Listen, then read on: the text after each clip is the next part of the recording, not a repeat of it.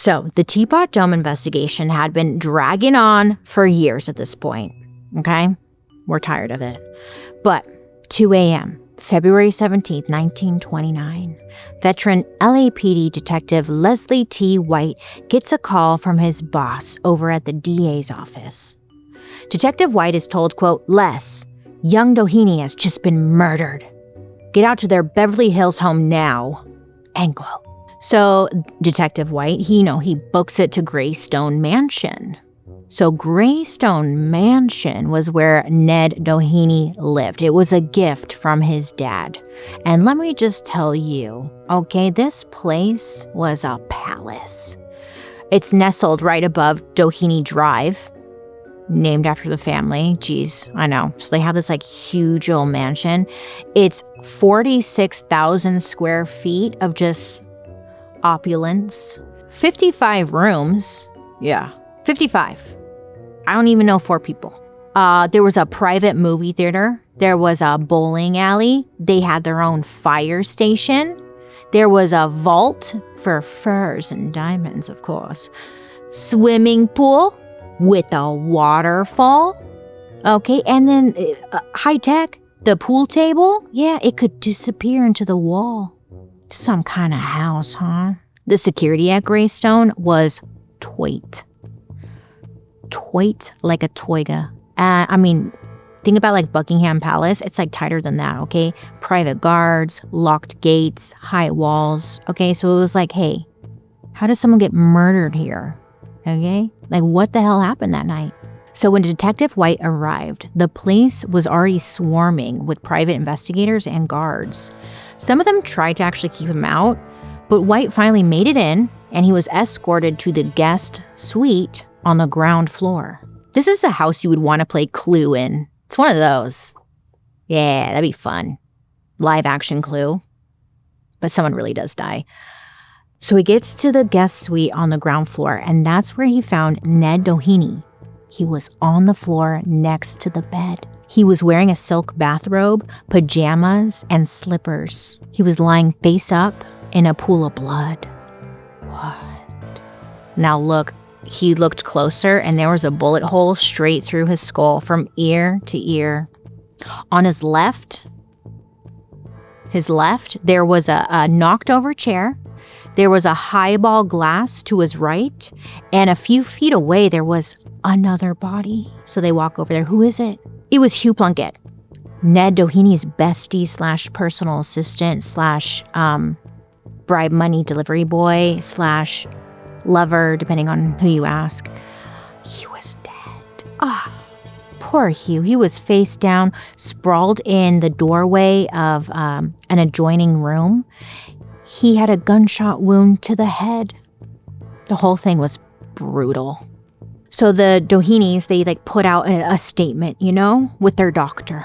The official story was that Hugh Plunkett was mentally unstable, and that the Dohenys, they had been trying to get him into a hospital for months. They said that earlier that night, Ned and his wife, Lucy, allegedly visited Hugh to try and convince him to voluntarily check himself into a hospital. Yeah, Ned was married. It was messy. Okay. So they tried to convince him to check into a hospital, but Hugh refused. He got angry, and then he stormed off. Now, they said later that night, Hugh shows up at Greystone uninvited and wakes up Lucy and Ned in their bedroom. Now he's pissed off. So Ned takes him downstairs to the guest bedroom to try and calm him down. They pour a drink, try to talk. But according to the family, Hugh just doesn't want to calm down. So Ned, he gets on the phone and he calls the family doctor, Dr. Fishbaugh. He can help. Ring, ring. Dr. Fishbaugh, help me out. So Dr. Fishbaugh shows up to the home around 11 p.m. and Ned's wife, Lucy, meets him at the door. They head down the hall, and that's when Hugh Plunkett appears, waving a Colt 45. According to their story, Hugh tells them to leave and slams the guest room door. A second later, they allegedly hear a single gunshot. According to Dr. Fishbaugh and Lucy, Hugh Plunkett had a mental breakdown, shot Ned in a fit of rage, then immediately turned the gun on himself. It was a classic murder-suicide. Case closed. Mystery solved, everyone. By the time Ned's wife and the doctor got downstairs, it's believed that Ned had allegedly already been shot, and then Hugh allegedly shot himself like a few minutes later. That's what the family told police, and that's what Dr. Fishbaugh swore to. I don't know why Dr. Fishbaugh was there. People had questions, but it didn't matter. Because within hours, the coroner seemed to agree and ruled the case a murder-suicide almost immediately. There was no inquest, no grand jury, no real investigation.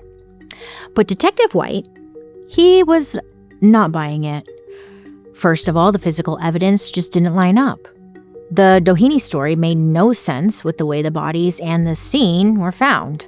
Almost immediately, Detective White notices that Ned Doheny had powder burns around his wound, which meant that the shot was fired at a very close range. And from the angle, it was clear he was sitting when he was shot, not standing up. The murder weapon was found in Hugh's right hand, and in his left hand, he had a half-smoked cigarette. It was still there when they found the body. It was like, how was he supposed to be having a mental breakdown, waving a gun around, shooting his best friend, and having a cigarette without dropping it? It just didn't, it was questionable. Because you can tell me, like, it's possible, but you know. On top of that, the murder weapon, no fingerprints. None. Not Hugh's, not Ned's. None. A ghost did it.